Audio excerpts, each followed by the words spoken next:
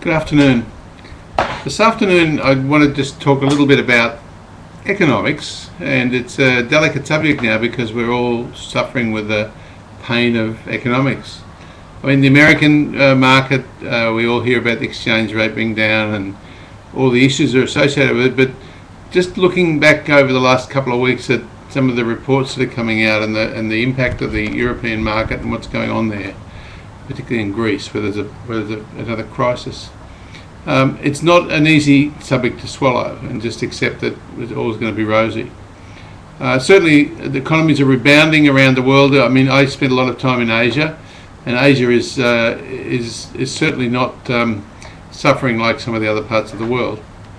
And to some extent, I think that's driven by different cultures and a different set of economic circumstances that have occurred there.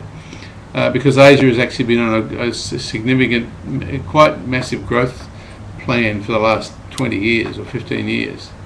1998 saw a dip in that, which put 4 or 5 years of bump into it. But since about 2004, 2003, it's been travelling at a great rate. And the issues with the US and the property markets and so on have had an effect, but not anywhere near as much as in the West. Australia, for example, is still being driven by the Asian economies, and to some extent is travelling very highly because of the US situation, because they're able to compete. Of course, the exchange rate's against them because the dollar is so high, but again, that's reflecting on the Australian productivity that's coming out and the demand for the raw material products that are coming out of Western Australia and from the mineral resources. So it's a two-speed economy there. So life is not that easy, and particularly as an ageing economy and so on, it's also facing the realities of older people like me who are now approaching retirement with potentially diminished superannuation funds that were supposed to fund that retirement, and it's now the governments are starting to face the reality that perhaps they've got to fund out of the next generation's earnings some of the retirement of that baby boomer era. And of course in the US it's the crisis time. There's millions and millions and millions of 7 or 8 million people out of work.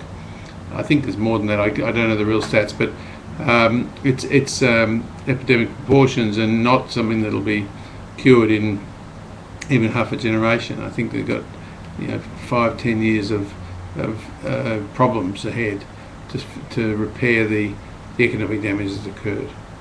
So, I mean, looking this week, we looked at Al Jazeera expose that came out. In fact, last week there was a 4-part series that talked about those that have been responsible. I akin that to the Nazis. I mean, I think those guys are criminal. Some of those bankers, and just the sheer arrogance of just stacking the market and ripping people off unmercifully. And of course, that's what's caused the fundamentals of that economy are driven by greed, and in fact it's driven by the standards we all adopt. It's not necessarily the Americans, but it's everywhere, because we all adopt the position of how can we maximise our value, and it's all based on predetermined values in the future. So trying to get the future values up, buying property now for a result to come in 5 years' time when we expect the property price will rise, is fundamentally flawed. I mean, ultimately, the rise in property values comes from demand, which is driven by growth in cities and the labour force is getting richer and so on. In developing nations, that makes sense, but in developed nations like the US, it doesn't make sense, and of course that's what's occurred there. So it's a pea and thimble trick that's gone on, and it'll continue. And China's not out of the woods on that. They're going ahead in great leaps and bounds, building all over the place and empty offices all over that country. And with the middle class emerging, that's suddenly going to have to pay for all. There may be some backlash there as well. So we've got to be careful.